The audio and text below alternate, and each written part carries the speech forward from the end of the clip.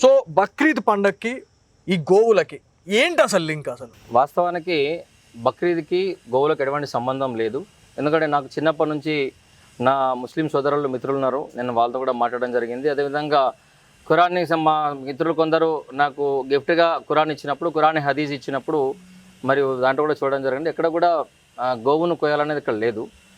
అయితే ఇక్కడ ఒక చాలా చిన్న వాళ్ళు చెప్పడం జరిగింది, నేను అడగడం జరిగింది. అంటే మరి మీరు ఈ విధంగా ఇది బక్రీద్ కదా, బక్రీ ఈద్ అంటే ఒక బక్రా ఈద్ అంటే బక్రా అంటే ఒక గొర్రెను లేదా మేకను అర్పించే అంటే బలి ఇచ్చే కార్యక్రమం కదా, మరి మీరు ఈ క్లియర్గా బక్రీద్ అని చెప్తున్నప్పుడు మరి మీరు ఈ విధంగా ఎద్దులను కోయడం కరెక్ట్ కాదని చెప్పడం జరిగింది. అయితే వాళ్ళకి చెప్పడం జరిగింది. అంటే విషయం ఏంటంటే ఇక్కడ మంచి ఒక ఖురాన్ హదీస్ వారు కావచ్చు, మా మిత్రులు ఏం చెప్పారంటే ఇబ్రాహీం అలైహిస్సలాం గారు వారు దేవుడికి చాలా భక్తితో ఉండేవాళ్ళంట. అల్లా తాలాతో వారు చాలా బాగా ఉండేవారు కాబట్టి వారిపైన నమ్మకంతో వారి ప్రేమతో వారిని ఏదైనా ఇవ్వడానికి సిద్ధంగా అని చెప్పినప్పుడు అల్లా తాలా గారు ఏమన్నారంటే నీకు ఒక కొడుకుని నాకు అర్పించు అని చెప్పడం జరిగింది. నీ కొడుకుని నాకు అర్పించున్నప్పుడు ఇబ్రాహీం సల్లల్లాహు గారు ఏం చేశారంటే ఒక్క నిమిషం కూడా ఆలోచించకుండా తన కొడుకుని అక్కడ పడుకోబెట్టి కత్తితోని చంపే ప్రయత్నం చేయడం జరిగింది. వెంటనే అక్కడ ఆ కొడుకు ప్లేస్లో అక్కడ గొర్రెని అల్లా తాలా ఏం చేసిందంటే అరే నా భక్తుడు ఈ విధంగా ప్రేమతో ఏం ఆలోచించకుండా ఇంత ఆలోచించకుండా తన కొడుకుని అడిగేసరికంటే నన్ను అర్పిస్తున్నానని చెప్పేసి వెంటనే ఆ అబ్బాయిని తప్పించి అక్కడ మేకని ఆ గొర్రెని పెట్టడం జరిగింది. ఇది వాస్తవమైన చరిత్ర. ఆ గొర్రెని పెట్టడం వల్ల ఆ యొక్క కత్తి ద్వారా ఆ గొర్రె యొక్క తల నరకబడుతుంది అన్నట్టు. ఇది మా మిత్రులు చెప్పడం జరిగింది. ఖురాన్ హదీస్లో కూడా కొంతవరకు ఉంది. అయితే దీని ద్వారా ఏమవుతుందంటే ఇక్కడ క్లియర్గా అల్లా తాలా అక్కడ అల్లా కూడా అక్కడ ఏం చేస్తున్నాడు, నరబలి కోరలేదు, గొర్రె బలిని కోరిండు. అంటే అక్కడ గొర్రె ఇచ్చింది. అంటే భక్తుడి యొక్క తన భక్తుడు నిజమైనవా కాడా, నా వాడా కాదా, వీడు నా మీద పరీక్షించే చేసే ప్రయత్నంలో ఇబ్రాహీం సల్లల్లాహు గారితో వారు కోరినప్పుడు మరి వారి యొక్క అబ్బాయిని వారు అర్పణ చేయడం ప్రయత్నం చేసినప్పుడు దాన్ని కాపాడడం జరిగింది. కాబట్టి అప్పటి నుంచి ఆ ఇబ్రాహీం సల్లల్లాహు గారు ఒక పైగంబర్ గారు మహమ్మద్ ప్రవక్త గారి కంటే ముందు వచ్చారు. కాబట్టి వారిని కూడా దేవుడిగా మనం అందరూ గుర్తించాల్సిన అవసరం ఉంటుంది వాళ్ళ వైపున. కాబట్టి వారు ఇచ్చిన దాని ప్రకారం అల్లా తాలా గారు వారు స్వీకరించిండ్రు. కాబట్టి అప్పటి నుంచి దీన్ని బక్రీద్ ప్రతి సంవత్సరం ఈ సమయంలో ఒక గొర్రెను సమర్పిస్తామని చెప్పేసి ఇబ్రాహీం సల్లల్లాహు గారు చెప్పడం జరిగింది. అప్పటి నుంచి బక్రీద్ వస్తున్నట్టుగా మాకు చిన్నప్పటి నుంచి గత 30 సంవత్సరాల తెలిసిన విషయం. ఇంత మంచి స్టోరీ ఉంది, దీంట్లో ఒక మెసేజ్ అనేది ఒకటి ఉంది. కాకపోతే దీంట్లో చాలా మంది మరి అంటే బక్రీద్ శుభ సందర్భంగా ఆ పండుగ సందర్భంగా అంటే గొర్రెలను మేకల్ని కట్ చేసే టైంలో మరి హిందువులు చాలా పవిత్రంగా భావించే గోవులని వధించడం అనేది చాలా వరకు జీర్ణించుకోలేకపోతా ఉన్నారు. హిందువులు అనేది తరతరాలు అంటే మనం చాలా వందల సంవత్సరాల నుంచి కూడా మనం చూస్తూ ఉన్నాం. సో దీని గురించి ఇక్కడ ఏమైందంటే ఈ విషయం కూడా నేను మాట్లాడడం జరిగింది. అంటే ఒక సామరస్యపూర్వకంగా మాట్లాడుతున్నప్పుడు అంటే గొర్రెని కొనుక్కోవాలి లేకపోతే మేకను కొనుక్కోవాలంటే ఒక వ్యక్తులు వాళ్ళ ఇంట్లో ఉన్న 5 పిల్లలు 4 పిల్లలు లేకుంటే 10 మంది పిల్లలు ఎవరైనా ఉన్నప్పుడు వాళ్ళతో సమానంగా 5 మేకలు 6 మేకలు కొనాలంటే కష్టం అవుతుంది. కాబట్టి ఆర్థిక పరిస్థితి ఒప్పుకోదు, సరిపోదని చెప్పేసి దానికి ఒక లేగదూడని లేదా ఒక ఎద్దుని చంపినప్పుడు కానీ కోసినప్పుడు కానీ దానికి 10 మేకలతో సమానం అని చెప్పేసి వాళ్ళు చెప్పడం జరిగింది. అంటే ఒక లేగదూడ 10 మేకలతో సమానం కాబట్టి లేగని లేదా ఒక ఎద్దుని కొయ్యవచ్చు అని చెప్పేసి వాళ్ళు ఆ విధంగా సృష్టించుకొని ఇది మధ్యలో వచ్చినట్టుగా మాకు అర్థమవుతుంది. సృష్టించుకొని దానికి సమానం కాబట్టి దాన్ని బలిస్తున్నారు. కానీ వాస్తవానికి ఆ రోజు వాళ్ళు పూర్వీకులైన పైగంబర్ గారు వారు ఇచ్చిన ప్రవక్తలు ఎవరైతే ఇచ్చారో అప్పుడు వాళ్ళు ఇచ్చింది మాత్రము గొర్రెనే బక్రానే ఇచ్చారు. కాబట్టి బక్రీ ఇదే జరుపుతున్నారు, అదే విధంగా జరుపుకోవాలి. ఈ విధంగా దయచేసి మేము ఏంటంటే చాలామంది కొందరు ముస్లిం సోదరులు కూడా ఇటు విషయాన్ని ఖండించారు. అవును ఇది బక్రీ ఇదే మేకలు గొర్రెలు మాత్రమే కోయాలి, ఆవులు ఎక్కడ కూడా ఆవులు కోయడం లేదని చెప్పడానికి మధ్యలో కొందరు ఈ మధ్య వాళ్ళు ఏదో చెప్పుకునే ప్రయత్నం చేస్తూ తెలుగులో ప్రవచించే ప్రయత్నం చేస్తూ ఆ బక్రా అంటే ఆవు అని చెప్పేసి తప్పుడు ప్రచారం చేస్తారు. ఖచ్చితంగా తప్పుడు ప్రచారం అది. కొందరు స్టూడియోలో కూడా వాళ్ళు రావడం జరిగింది కాబట్టి వీళ్ళు తప్పుడు ప్రచారం చేస్తారు. బక్రా అంటే ఖురాన్ అరబీ ప్రకారం ఆవు కాదు, బక్రా అంటే ఎక్కడ ఆ భాషలో ఈ భాషలో బక్రానే అవుతుంది. ఇంకొక విషయం ఏంటంటే ప్రతిసారి కూడా ఇది ఒక పంచాయతీ అయిపోయింది అన్న. అంటే బక్రీద్ వచ్చిందంటే పోలీసులకు ఇక ముచ్చమటలు పడుతున్నాయని చెప్పి చెప్పుకోవాలి. ఎందుకంటే ఇటు పవిత్రంగా భావించే హిందువులు గోవధ చేయొద్దు అని చెప్పేసి గోవధ నిషేధ చట్టాలలో కూడా క్లియర్ కట్గా ఉంది. సో దాంట్లో కూడా కొన్ని రూల్స్ అండ్ రెగ్యులేషన్స్ అనేవి ఉంటాయి. ఏదైతే గోవులని కట్ చేసే టైంలో అంటే అది దేనికి పనికిరాదు, అంటే విత్తనానికి పనికిరాదు, దాంతోపాటు వ్యవసాయానికి పనికిరాదు అనే దానికే కొన్ని రూల్స్ అండ్ రెగ్యులేషన్స్ పెట్టి మరి ఇదంతా కూడా చేయాలి అనే ఒక ఇన్స్ట్రక్షన్స్ అనేది ఉంది. కాకపోతే ఇప్పుడు ఈ బక్రీద్ వచ్చిందంటే ప్రతి ఒక్క ముస్లిం సోదరుడి ఇంటి ముందు గేటు ముందు కట్టేసుకొని ఉంచుకోవడం అంటే ఎవరైతే హిందువులు ఎవరైతే ఉన్నారో చాలామంది బాధపడుతూ ఉన్నారు, మనోభావాలు దెబ్బతింటూ ఉన్నాయి. హిందువుల మనోభావాలు అని చెప్పేసి కూడా చాలామంది సోషల్ మీడియా వేదికగా మనం చాలా వింటూనే ఉన్నాం. మీరు విన్నారా లేదా అనేది మీరు చెప్పండి. అది వాస్తవం, చాలామంది బాధపడుతూ ఉన్నారు. కాబట్టే దీనికి ఒక సొల్యూషన్ తీసుకురావాలని చెప్పేసి అప్పుడు ఉన్న ప్రభుత్వాలు కావచ్చు, అంటే ఒకవైపు ఇటు ఇస్లాంని గౌరవించాలి, ఒకవైపు హిందూ ధర్మాన్ని గౌరవించాలి. కాబట్టి దానికి అనుగుణంగానే కొన్ని చట్టాలు ఏర్పాటు చేయడం జరిగింది. చట్టాల్లో భాగంగానే 14 సంవత్సరాల తర్వాత దాటిన వాటిని వాళ్ళు బలి చేయాలి. అది కూడా బలి ఇవ్వడం కూడా క్లియర్ ఒకటి ఉంటుంది.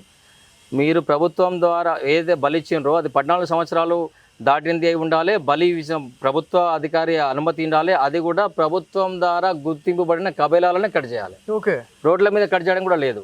వీళ్ళు ఎక్కడ పడితే అక్కడ కట్ చేయడం జరుగుతుంది. అది ఏదైనా సరే జంతు బలి అనేది ప్రత్యేకమైన స్లాటర్ హౌజెస్ ఉన్నాయి. కాబట్టి ఆ స్లాటర్ హౌజులనే ప్రభుత్వం ద్వారా గుర్తింపు పొందిన స్లాటర్ హౌజులనే కట్ చేయాలనేది చట్టం ఉంది. కొందరు పాటించట్లేదు. సరే, అక్కడ ఆ స్లాటర్ హౌజులో ఒకే రోజు సంఖ్య అనుకున్నప్పుడు కనీసం ప్రభుత్వం అయితే మీ మత విశ్వాసాలను గౌరవిస్తూ చట్టాలు ఏవైతే చేయడం జరిగిందో 14 సంవత్సరాలు దాటిన ఎద్దులను మాత్రమే, ఆవులను కానీ లెగదులని కాదు, ఎద్దులను 14 సంవత్సరాలు దాటిన ఎద్దు, అది కూడా వ్యవసాయానికి పనికిరాని, బ్రీడింగ్ పనికిరాని దాన్ని మాత్రమే చేసే విధంగా అది వెసులుబాటు ప్రభుత్వం కల్పిస్తుంది. కాబట్టి అట్లాంటి వాటిని చేసుకోవడానికి ఇంకొక విషయం దీంట్లో మెయిన్గా మాట్లాడాల్సింది ఏంటంటే బక్రీద్ పండుగ గురించి మనం మాట్లాడుకుంటున్నాం. సో ప్రతి అంతర్రాష్ట్రాలు అంటే మనకి ప్రతి రాష్ట్రం నుంచి జిల్లాలకు రావడం జరుగుతూ ఉన్నాయి. అంటే టోల్ ప్లాజాలు ఉంటాయి, చెక్ పోస్టులు ఉంటాయి.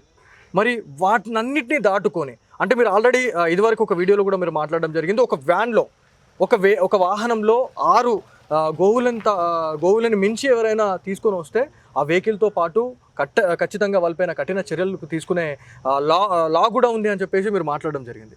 సో దీని గురించి ఏం చెప్తారు? అంటే చెక్ పోస్టులను దాటేసి వీళ్ళు ఇంతమంది, అంటే ఒక వ్యాన్లో దాదాపు మనం ఒకటి వీడియో కూడా మనం బయటకు తీసుకురావడం జరిగింది. మన సిగ్నేచర్ ఆధ్వర్యంలోనే, మన స్టూడియో ఆధ్వర్యంలోనే ఒక వెహికల్ని పట్టుకుంటే దాంట్లో 25 ఆవులు ఉండే, దాంట్లో 3 స్పాట్ డెడ్ అయి ఉన్నాయి, ప్రాణాలు పోయి ఉన్నాయి. అంటే పోలీస్ అధికారుల వైఫల్యమా లేకపోతే చెక్ పోస్టులలో ఏమైనా మామూలు పర్వం లాంటిది ఏమైనా జరుగుతుందా? ఇది 2 రకాలు జరుగుతున్నాయి. పోలీసుల వైఫల్యం అనేదానికంటే కూడా వారిపైన ఒత్తిడి ఉన్నది అనేది ఎక్కువ ఇంపార్టెంట్. అంటే వైఫల్యం అనుకంటే ఒత్తిడి. ఇప్పుడు ఇక్కడ ప్రభుత్వాలు వచ్చినప్పుడు కొందరు ఓటు బ్యాంకు రాజకీయాల కోసం కావచ్చు, లేదంటే వ్యాపారాల్లో వాళ్ళ ద్వారా వచ్చే వాటాలు కావచ్చు, కొందరికి అధికారులు పొందడం వల్ల అక్కడ పోలీసు వాళ్ళు చెక్ పోస్ట్లో ఏం చెక్ చేస్తారంటే వారికి ఆ సర్టిఫికేట్ ఉందా లేదా అని చెక్ చేస్తారు. అంటే ఎవరైతే పశు వైద్యాధికారి సర్టిఫికేట్ ఇస్తున్నాడో ఆ సర్టిఫికేట్ని ఖచ్చితంగా గమనించాల్సిన అవసరం ఉంది. నిజంగా నచ్చిన సర్టిఫికేట్ 14 సంవత్సరాలు దాటిందేనా? ఒకవేళ 14 సంవత్సరాలు దాటకుండా అతను సర్టిఫికేట్ ఇస్తే అతను సస్పెన్షన్ వేడి అతను కూడా శిక్ష ఉంటుంది.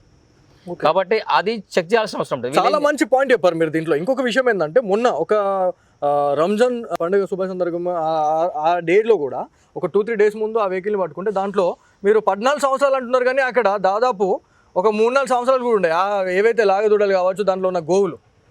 సో మరి అట్లా వాళ్ళకి ఎట్లాంటి రూల్స్ అండ్ రెగ్యులేషన్స్ వర్తిస్తున్నాయి? మరి వాళ్ళు తీసుకొని వస్తూ ఉన్నారు కదా, అదంతా కూడా అక్రమ గోరవాణ అనుకుంటారా? మళ్ళీ ఖచ్చితంగా అక్రమ గోరవాణ. కాబట్టే పోలీసులు ఆపినా, చెక్ పోస్టులు ఆపినా ఆపకుండా వాటిని దాటి రావడం అనేది అక్రమమే. కాబట్టి ఇట్లాంటి అక్రమమైన వ్యవస్థలను సక్రమంగా చేయడానికి పోలీసు వ్యవస్థ సిద్ధంగా ఉంది, సిద్ధంగా ఉండాలి. అదేవిధంగా ఏ విధంగానైతే 4 డిపార్ట్మెంట్లు ఉన్నాయో వాళ్ళందరూ కూడా చెక్ పోస్టులు ఏర్పాటు చేసి కూర్చోవాల్సిన అవసరం ఉన్నది. ఎటువంటి అరాజకీయ ఒత్తిళ్లకు తలగకుండా ప్రజలలో ఒక నమ్మకం, అధికారులపైన ఒక నమ్మకం కలిగించే విధంగా ప్రయత్నం చేస్తారని ఆశిస్తున్నాం. ప్రతి పండుగ శాంతియుతంగా జరగాలి, ప్రతి పండుగ సామరస్యపూర్వకంగా జరగాలి.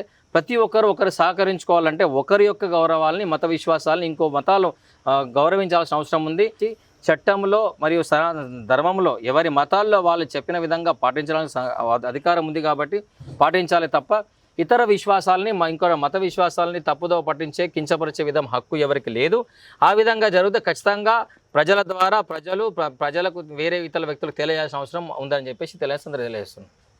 సో ఇక్కడ ఇంకొక విషయం మాట్లాడుకుంటే జిల్లాలో కావచ్చు, అంటే ఓన్లీ నిజామాబాదే కాదండి, అంటే ప్రతి జిల్లాలో కూడా ఒక కొన్ని ప్రధాన కూడలు కావచ్చు, ఏవైతే కొన్ని మెయిన్ సెంటర్స్ ఏవైతే ఉంటాయో వాళ్ళ కమ్యూనిటీలలో కొన్ని షాప్స్ పెట్టుకొని మరి వాళ్ళు ఇదంతా కూడా వ్యాపారం చేస్తున్న పరిస్థితి ఉంది. సో వాళ్ళకి ఎట్లాంటి రూల్స్ అండ్ రెగ్యులేషన్స్ ఉంటాయి?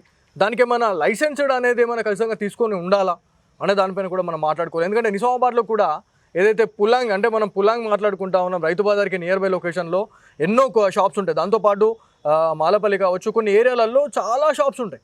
మరి అవన్నీ కూడా రూల్స్ అండ్ రెగ్యులేషన్స్ పాటించి వాళ్ళు ఇదంతా చేస్తూ ఉన్నారా, లేకపోతే ఎట్లాంటి పర్మిషన్స్ ఇచ్చారు అధికారులు అనే దానిపైన?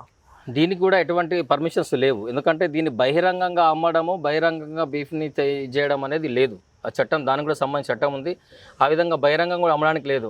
కొంచెం మినహాయింపు ఇస్తున్నారు. అంటే కొన్ని మత విశ్వాసాన్ని గుర్తుంచుకొని లేదంటే తినడానికి అవకాశము వాళ్ళకు దూరంగా లేరు కాబట్టి ఉంటుంది. కాబట్టి ఇది ఏంటంటే కబేలాల వద్దనే అక్కడ నుంచి డిస్పాచ్ చేయాలి. కానీ వీళ్ళు షాపులు పెట్టుకొని కోయడం అనేది అక్కడ నుంచి తీసుకురావడం. ఒక ఇంత పెద్ద ఎద్దుని ఒక 14 సంవత్సరాలు దాటిన ఎద్దు అంటే కనీసం ఒక 60 నుంచి 70-80 కిలోల వస్తువు తీసుకురావడం కష్టమవుతుందని చెప్పేసి వాళ్ళు ఎక్కడి నుంచి అక్కడ కోస్తారు. కాబట్టి అక్కడే కోసి అక్కడే అమ్మడం కూడా నిషేధం. ఓకే, అట్లా చేయడానికి లేదు. ఎవరైనా సరే కబేలాలు తీసుకురావాలి. మరి ఇన్ని దుకాణాలు ఏర్పాటు చేసినట్టు ఇన్ని దుకాణం వాళ్ళు అంటే కబేలా అంటే చాలా మందికి తెలియకపోవచ్చు. ఇది స్లాటర్ హౌసెస్ అంటారు దీన్ని. స్లాటర్ హౌస్ ప్రభుత్వం మున్సిపల్ ద్వారా ప్రభుత్వ స్థలంలో ప్రభుత్వం ద్వారా మున్సిపల్ శాఖ ద్వారా నిర్వహిస్తున్న స్లాటర్ హౌస్. అక్కడ గోవులను అక్కడ ఎడ్లను కానీ 14 సంవత్సరాలు దాటిన వాటిని ఎడ్లను కానీ లేదా గేదెలను కానీ అక్కడ కోయడం జరుగుతుంది. అది స్లాటర్ హౌసెస్ ప్రత్యేకమైన విభాగం ఉంటుంది. అక్కడ మున్సిపల్ అధికారులకు పర్యవేక్షణలు జరుగుతాయి. ఎవరైతే డాక్టర్ ఉన్నారో ఆ ఇచ్చిన సర్టిఫికేట్ ద్వారా అక్కడ మున్సిపల్ అధికారులు చెక్ చేసిన తర్వాత స్లాటర్ హౌస్లో కోయడానికి కూడా ముందు ఆ గోవు కోయడానికి అధికారం ఉందా లేదా, అంటే దానికి అవస్థ వచ్చిందా లేదా అని చూసి చెక్ చేసిన తర్వాత కోస్తారు. సో కాబట్టి చాలా పెద్ద కథనే ఉన్నది. 100% చట్టాల ప్రకారం చూస్తే ఈ ఒక్క షాప్ కూడా రోడ్డు మీద ఉండడానికి లేదు. కాకపోతే అదేవిధంగా ఇంతకుముందు మంచి గొప్ప విషయం ఏంటంటే నిజామాబాద్ నగరంలో సిరాజుద్దీన్ గారు మున్సిపల్ హెల్త్ ఆఫీసర్ ఉండేవారు. వారు వచ్చినప్పుడు శనివారం ఎటువంటి మటన్ కానీ చికెన్ సెంటర్లు కానీ మటన్ ఇవి ఉండద్దు. యాక్చువల్గా ఇది ప్రభుత్వం యొక్క ఆర్డర్. ఈ ఆర్డర్ సిరాజుద్దీన్ గారు పాటించేవారు. సిరాజుద్దీన్ గారు వారు హెల్త్ ఆఫీసర్గా ఉన్నప్పుడు ఇవన్నింటిని మూసేయించే వాళ్ళు. అదేవిధంగా ఏవైతే బీఫ్ ఉన్నాయో అక్కడ వాళ్ళు ఫినాయిల్ తీసి పోసేసి రోడ్ల మీద పడేసేది. అంటే ఈ విధంగా మున్సిపల్ డ్రైనేజ్లో పడేసేది.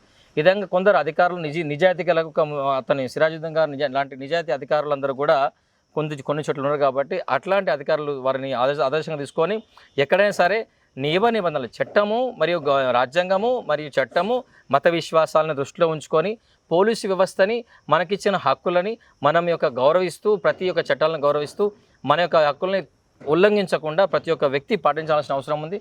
దాన్ని పాటించాల్సిన అవసరం ఉంది. పాటించే విధంగా పోలీసులు మరియు అధికారులు మనని మోటివేషన్ చేసి మన ప్రజలకి అవగాహన కల్పించాల్సిన అవసరం ఉంది. అప్పుడు మాత్రమే శాంతి భద్రత. ఇంకొక విషయం ఏంటంటే మీరు అనుమతులు లేకుండా ఏవైతే షాప్స్ పెట్టినారో మరి వాళ్ళపైన ఎలాంటి యాక్షన్ ఉంటుంది ఒకవేళ ఎవరైనా కంప్లైంట్ చేసినా కూడా?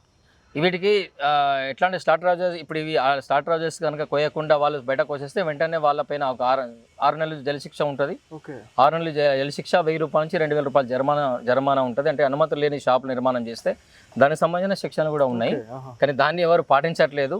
దాని విచ్చలడి ఉంది కాబట్టి అందుకే సిరాజుద్దీన్ లాంటి ఒక మున్సిపల్ ఆఫీసర్ గారు ఉన్నప్పుడు వాళ్ళు భయపడే వాళ్ళు. శనివారం వస్తే అన్ని షాపులు అంటే ముస్లింలు హిందువులని కాదు, క్రైస్తవులని కాదు, అందరూ స్లాటర్ అంటే నాన్ వెజ్ షాప్స్ అని శనివారం బంద్ ఉండేవి. అది గవర్నమెంట్ ఇచ్చిన పైనుంచి వచ్చిన ఆర్డర్ కాబట్టి అది వారు ఉన్నప్పుడు జరిగింది. కానీ ఇప్పుడు అది జరగట్లేదు. సో దయచేసి వాటిపైన కూడా దృష్టిలో ప్రజలు అధికారులు స్పందించి శనివారం ఈ చికెన్ సెంటర్లు, మటన్ సెంటర్లు, బీఫ్ సెంటర్లు మానేసి చట్టబద్ధంగా అందరూ కూడా ప్రజలు ఆరోగ్యంగా ఉండే విధంగా, శాంతి భద్రతలు సౌభ్రాతృతం కలిగి ఉండే విధంగా, ఎవరి మతాలను వారు స్వేచ్ఛంగా ఉండే విధంగా, మత విశ్వాలను ఒకరినొకరు గౌరవించే విధంగా పోలీసులు శాఖలు అధికారులు అందరినీ మరి సమన్వయం చేసుకొని శాంతి భద్రత కాపాడే. ఖచ్చితంగా ఫైనల్గా ఇంకొక క్వశ్చన్ నేను వేద్దాం అనుకుంటున్నాను.